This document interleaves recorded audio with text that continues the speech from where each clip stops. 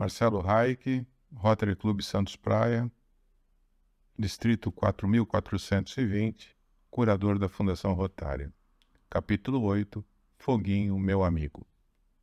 Quando menos se esperava, a mansão Harris foi tumultuada pelo súbito aparecimento da nossa tia Sue, que abraçou Cecil e eu e nos encheu de presentes, arcos e flechas, artefatos executados pelos índios, cestos de fibras e outras coisas que trouxe do oeste. Depois veio a explicação. Tia Sue viu Vara e se sentia desesperadamente solitária. Pedira para assumir a tutoria dos sobrinhos, mas papai sempre lhe frustrara as tentativas para tal. Em quase total desespero, veio pessoalmente tentar seu intento junto aos meus avós. Tia Sue, a senhora Wesley Cavalli, era a irmã mais velha da minha mãe. Ficara viúva na guerra entre os estados e, como não tinha filhos, interessou-se por assumir os filhos da irmã. Depois de inúmeras discussões, ela viu sua persistente compensada pela permissão de levar Cecil consigo para o oeste, mais ou menos próximo de onde estava a mamãe, que conservava a casa a duras penas, lecionando piano e tendo sob sua tutela minha irmã Nina May. Foi combinada a separação temporária, mas tornou-se permanente, com algumas interrupções breves durante as reuniões da família em Cambridge, Wisconsin, e alguns dias em Fairhaven, Vermont. Eu continuava morando com os meus avós em Wallingford, naquela aldeia adorável, cercada de montanhas, que pediam para ser escaladas, colinas que durante o inverno exibiam sua alva nevada, como que convidando a alegre juventude a deslizar nos trenós, e no verão faziam ouvir os murmúrios de seus riachos ligeiros, onde as trutas tímidas, cruzando águas cristalinas, procuravam acoitar-se sob a saliência dos barrancos marginais. Naquela aldeia adorável, de arroios musicais e de lagos transparentes, onde o ar puro e gelado do inverno desliza no gelo, como se fora com patins, virando e assobiando, onde no verão os meninos de corpos crestados ao sol não tinham ressaibos de, embora molhando as suas roupas, divertir-se das águas transparentes e frias. Ali seria minha casa, um lar modelo da Nova Inglaterra, pleno de ordem, de asseio, de bondade, de solicitude e de bom viver. Que menino de sorte que eu fui! O segundo filho de George Cornelia Harris, neto de Henry e Clarissa Bryan e bisneto de Reuben e Huguenot Olive Chapelle Bryan. Cecil caiu nas mãos da tia Sue e Nina May permaneceu no caloroso seio maternal. Só havia eu para ser deixado com os velhos. Muita gente deve ter lamentado. Que pena! Os filhos de George Harris deveriam ter permanecido reunidos, juntos. Não o quis o destino. A coragem de mamãe, seu espírito de luta e seu vigor físico deram-lhe a vitória sob o handicap de ter sido a mais moça da sua família. Meu pai, ao contrário, de excepcional inteligência e primorosa educação, era desprovido de coragem, determinação e vigor físico. Para ele, o peso das exigências da vida era demasiado. Depois que tia Sue levou Cecil, comecei a unir-me com outro menino. Ele tinha os cabelos ruivos e estreitas afinidades comigo. Durante muitos anos de convivência íntima, nunca tivemos um sério desentendimento. Estávamos sempre juntos nos bons e nos maus momentos. Quando eu merecia e me eram impostos castigos, meu amigo de cabelo de fogo, Fay Stamford, o sofria comigo. Meus castigos e desgostos não o teriam afligido se eu não existisse em sua vida. Sua irmã mais velha me disse que eu ainda nem falava bem quando comecei a ir à sua casa para brincar com Fay. Éramos da mesma idade. Ele nascera em fevereiro e eu em abril do mesmo ano, e diziam que éramos muito parecidos. Eu fui profundamente influenciado pela amizade com Fei durante o período formativo da minha vida. Foi ele o primeiro da longa lista dos amigos que enriqueceram e deram calor à minha vida, mas de todos não houve nenhum melhor, mais leal do que meu cabelinho de fogo nas correrias pelas colinas de granito. Escalar as colinas vestidas de neve era constantemente nosso comum e único objetivo. O tempo podia ser nada estimulante para quaisquer atividades fora da casa. Havia sempre um sabor doce, de glória para nós, a laboriosa ascensão aos altos das colinas nevadas. Num certo sábado, Fei e eu resolvemos escalar a Serra do Urso até onde pudéssemos, durante um curto dia hibernal. Achei que seria preferencial não dizer nada à vovó. Apenas dissemos que faríamos uma expedição de dia inteiro. Vovó não fazia objeção a tais andanças, mas ainda recomendou: se vocês quiserem escalar morros, meninos, façam no verão, e não agora no inverno. E Fay respondeu alegremente: as montanhas lá estão, Sra. Harris, para serem escaladas, mas não seremos Paul e eu que o faremos. Sei que vovó não se convenceu, mas que mais podia ela fazer além de nos recomendar? Vovó sempre mantinha uma ponta de prevenção com Fay, e acho que supunha uma influência restritiva sobre mim. Pude perceber isto certa vez, enquanto ela fritava aqueles deliciosos bolinhos, e eu espetei um deles, chiando na frigideira, e ofereci a Frei num prato. Naquele sábado, ela nos deu uma boa porção daqueles bolinhos e nos recomendou o cuidado e regresso, ainda à luz do dia. Nosso itinerário usual era ir direto ao Morro do Urso. Willie Strong e eu, por mais de uma vez o fizemos, mas por amor à variação, Fay e eu esticamos alguns quilômetros para o norte, aproveitando o dia livre. A escalagem parecia ser mais favorável e teria a vantagem de à tarde estar mais espessa a camada de neve. O dia prometia favorecer a nossa aventura, e na primeira fase da jornada o foi. Só a temperatura era baixa e faziam doerem as nossas orelhas e narizes, mas quando foi que um jovem da Nova Inglaterra se deixou vencer por orelha e narizes frios numa aventura? Não distante da propriedade de Ed Crary, pendemos para o oeste, onde havia um marco de pedra, e por dentro do pasto seguimos a cerca de arame e começamos a subir pelo contraforte da elevação na direção do Morro do Urso. Estávamos cientes de ser grandes exploradores, cuja gloriosa expedição, por certo, iria fazer parte da história. De diversos caminhos que podíamos escolher, optamos por um que nos era totalmente desconhecido. Claro, que aventura seria usar um caminho já trilhado. Colombo não havia desafiado o desconhecido, disposto ao sofrimento para tornar-se o grande descobridor? Assim enfrentamos a difícil caminhada, alegres, cantando e gritando. Ao meio-dia, avistamos uma sede velha da fazenda, em cujo celeiro trabalharam um homem desgrenhado e uma menina. O espírito da aventura nos levou a chegar para conhecer gente que jamais viríamos. Quando nos aproximamos a ponto de sermos ouvidos, chamamos-los e acenamos-nos com as mãos. O menino respondeu, acenando, mas o homem abaixou-se e tornou o garfo de feno e olhou-nos e sem muita amizade. Bom dia, senhor, gritou Fay. Bom dia. Para nós, gritou o homem. O que vocês querem por aqui? Estamos apenas passando e resolvemos chegar. Há alguma mina de ouro aqui por perto? Queremos comprar uma ou duas. Que nada, replicou o homem. Nem ouro, nem qualquer coisa de valor. Somos gentes pobres. Vivemos de sanduíches de salame e bolas de gelo. Mas neve no inverno. Vocês não querem bolas de neve? Não, muito obrigado, eu respondi. Temos que seguir nosso caminho.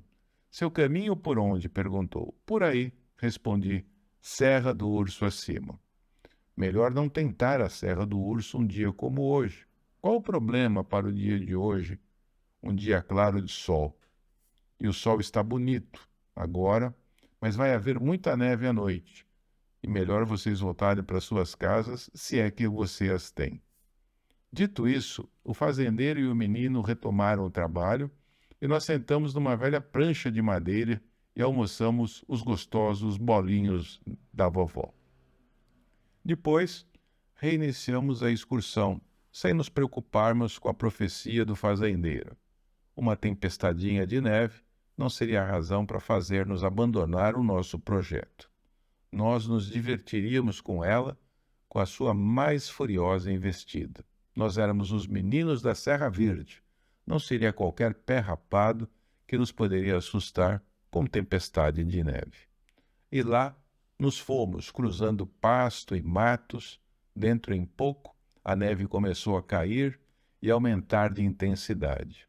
Às 4 da tarde, já quase não podíamos enxergar o caminho, mas ainda não estávamos com medo. Não o suficiente para pensarmos em voltar e procurar a casa do fazendeiro. Quando pensamos em fazê-lo, a neve já havia apagado a trilha e estava tão escuro que não podíamos saber por onde estávamos andando. Naquelas circunstâncias, corremos para uma tapeira de celeiro que divisamos e que fora a seu tempo o depósito de feno cortado nas redondezas. Celeiros distantes das sedes das fazendas naquela época não eram incomuns. Rodeamos o rancho e procuramos a entrada, que foi de fácil encontrar. Dentro do rancho, estávamos ao abrigo da neve e dos ventos, mas não do frio. E a temperatura continuava caindo. Não demorou nada para que nos pudéssemos a tremer. O frio nos penetrava até os ossos. Um gambá mais bem vestido que nos fugiu por baixo da soleira, deixando-nos, tanto quanto podíamos ver, só no celeiro. O que nos agoniava agora era a possibilidade de termos de permanecer aquela miserável situação até o dia seguinte, se a tempestade não cessasse logo.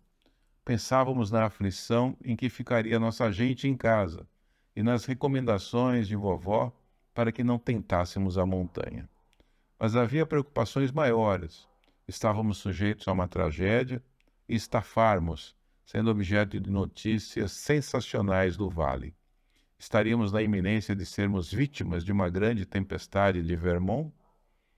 Talvez a história pudesse ser publicada nos livros escolares, a fim de que as futuras gerações pudessem aprender o que acontece a garotos sem juízo, que não seguem as recomendações das pessoas mais velhas, mais experientes e sábias.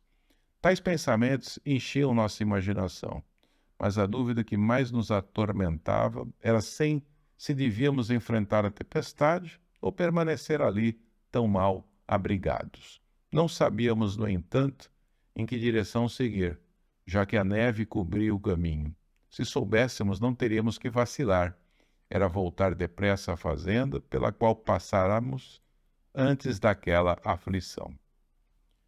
Bem ou mal orientados, decidimos-nos enfrentar a tempestade, de mãos dadas, a fim que pudéssemos nos sentir mais seguros, mutuamente, face e intempérie.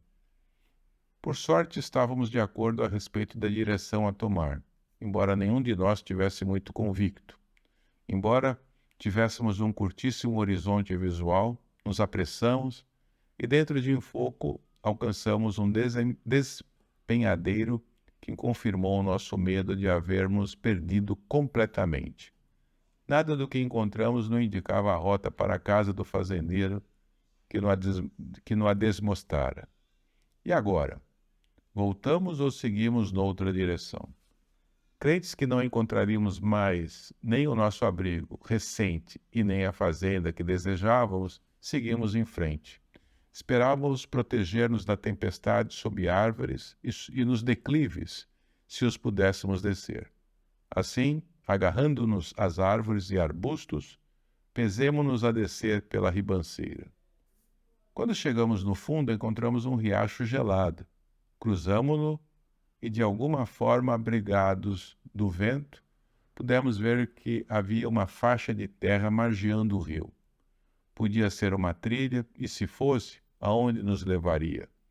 Esperançados, trepamos pela barranca, através de monte de neve sobre pedras emergentes.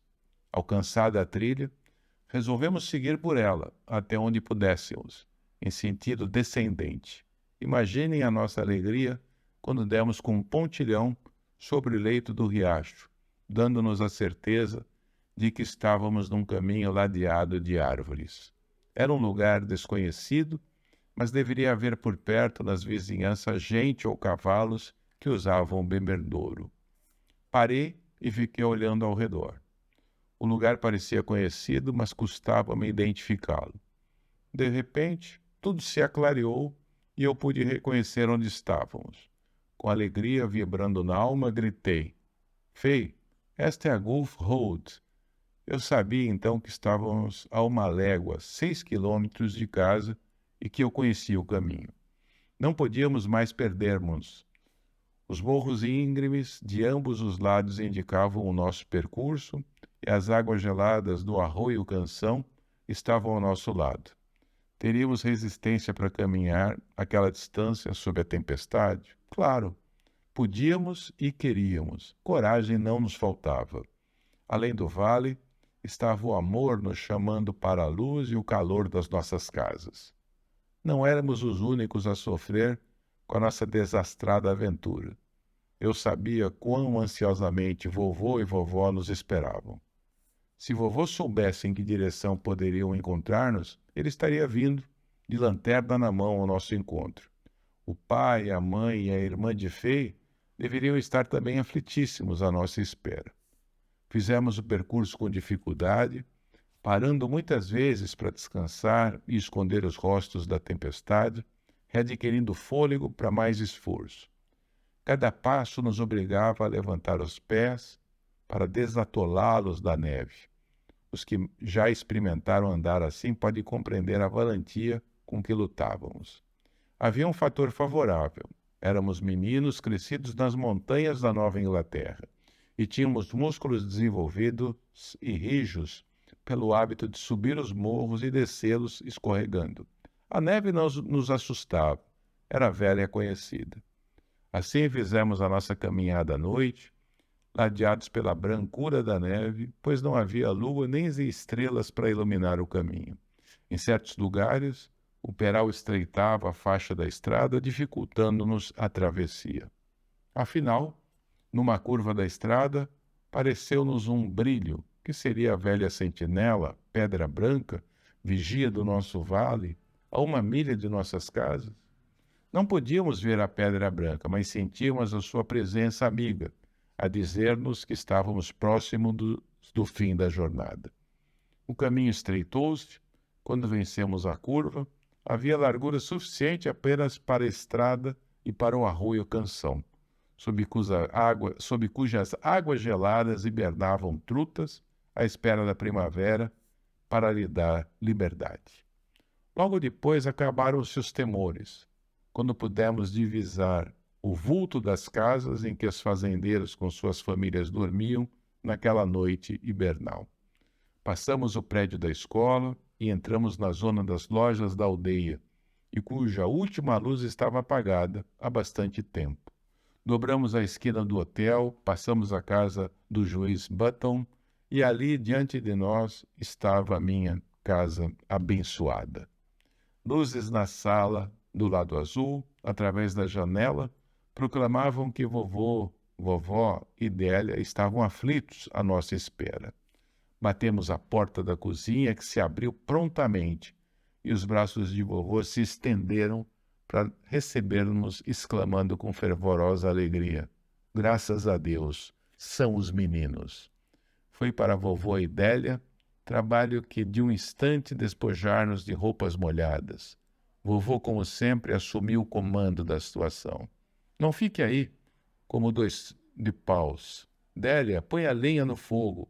Abra bem o registro do fogão para esquentar depressa o ambiente. Pai, pegue a bacia amarela e encha-a de água quente. Vou pôr mostarda nela. Meninos, tira essa roupa molhada. Passe-me a garrafa de gengibre, Délia. Vou fazer um chá quente de gengibre. Pai, ponha nas brasas na tampa da panela e esquente a cama de pau. Vamos pô-los junto nela. É preciso aquecê-los para abortar os maus efeitos dessa tempestade. O vovô cumpriu rápido aquelas ordens, calçou as botas e acendeu a lanterna para sair pela tempestade.